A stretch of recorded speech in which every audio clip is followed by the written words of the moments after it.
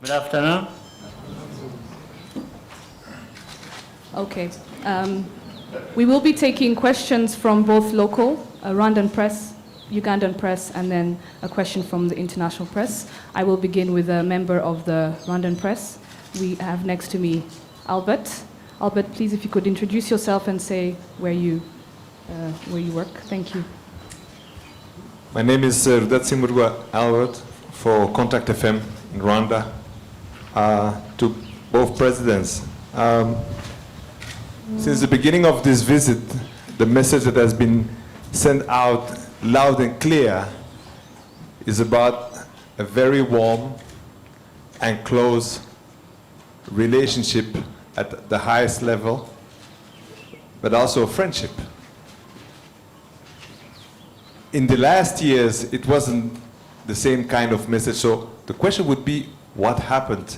What are you today discussing when you have a one-on-one, and how sure do you make, can you be sure that it sinks down to the system and that this relationship goes and stronger to both countries?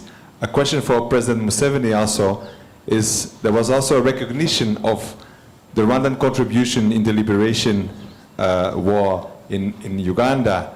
It was in the speech. Do you intend to show it also in a different way? Thank you. Okay. Well, the people of Rwanda, the people of Uganda are brotherly peoples, as you know. If you want to backbite me in Kinyarwanda, you will not go very far. I will know what you are saying.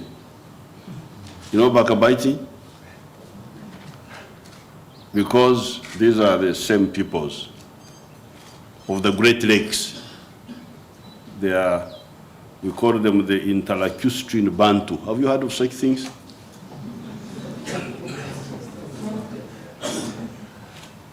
Now, that's point number one.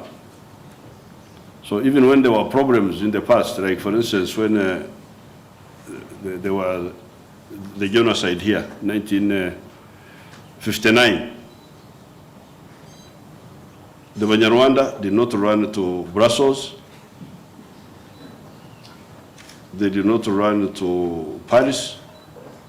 They ran to Uganda, they ran to Congo, they ran to Burundi, they ran to Tanzania. When Idi Amin was killing us in Uganda, I didn't go to London. I went to Tanzania. So we are the same people here. That's point number one. Number two, on the political side, there's been chains of cooperation.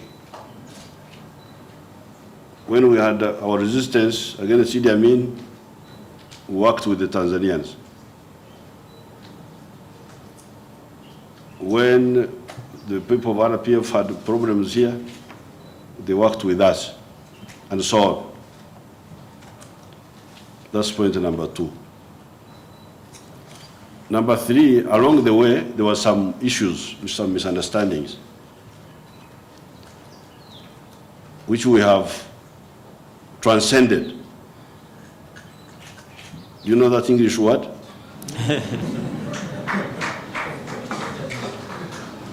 How do you say it in French? Huh? Transcender.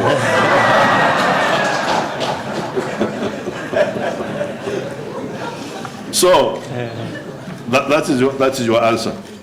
The second issue of yes, what I said in the speech, which is part of the history. It's not just me saying, it's just the history.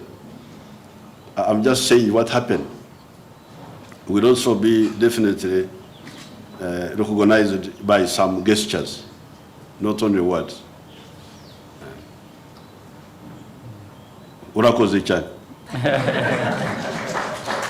Thank you.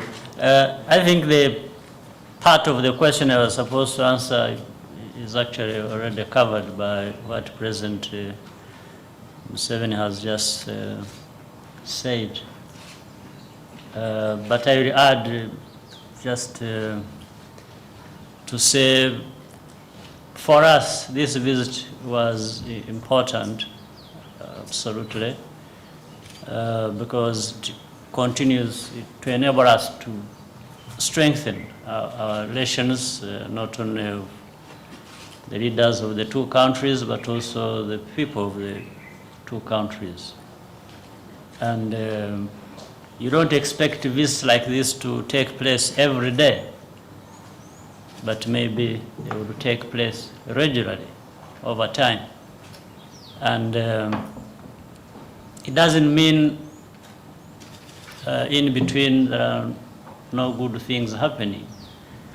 And meetings do not just take place to deal with problems. Sometimes meetings take place to be able to advance solutions and good things, or consolidate or do better things that are already being done in a good way.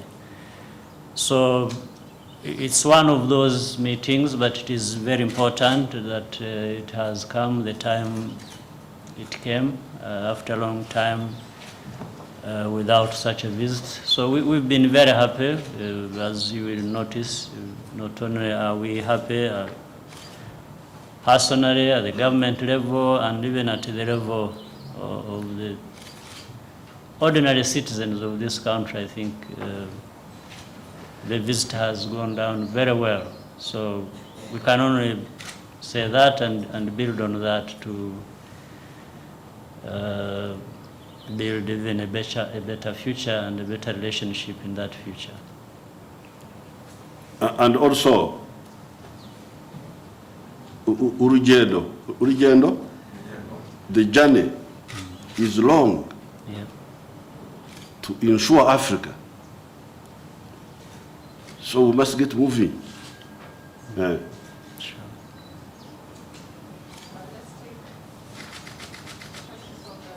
Ugandan media.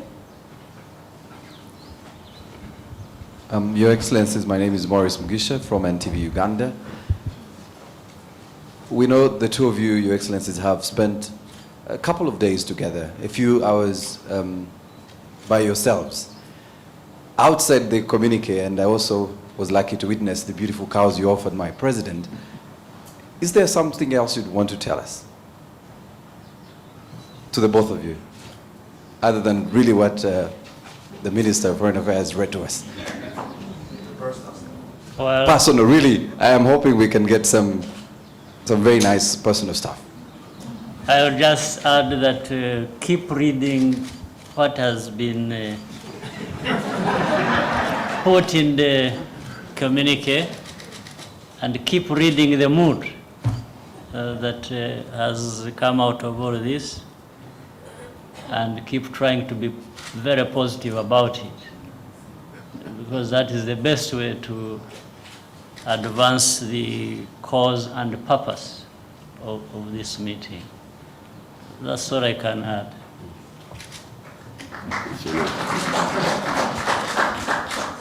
I think now, to be a bit gender sensitive, I'll ask a lady from the Rwandan press in the corner there.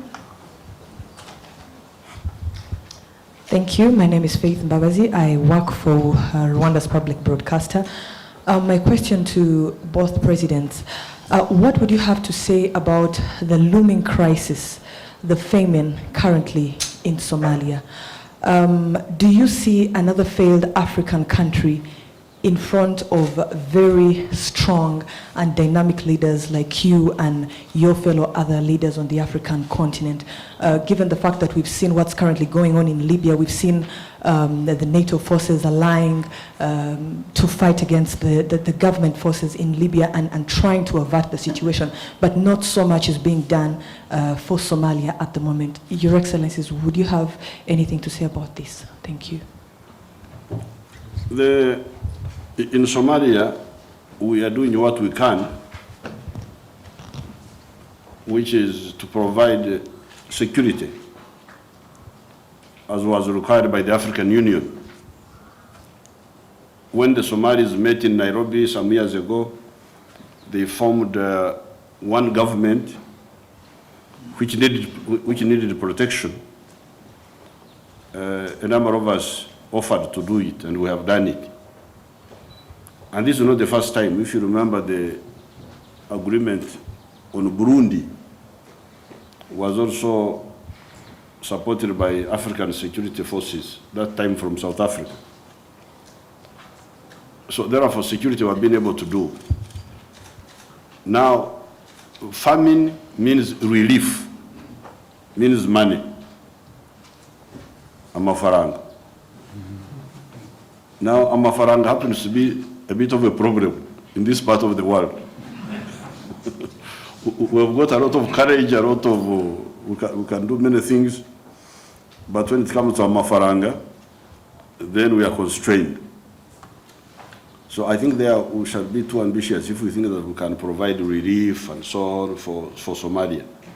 So, but here, we've got other partners in the world who over the years have, over the centuries, have accumulated mafaranga one way or the other. And normally when we come to this type of situation, we say, okay, you who accumulated mafaranga, you come and help. And I think they will come. Sometimes they come. I don't think they will not come. They will come to bring relief. So that we deal with the security, they deal with the family. Will Somalia be a failed state? I don't think so. I think the Somalis have got a capacity to come up. They will come up. They will come up.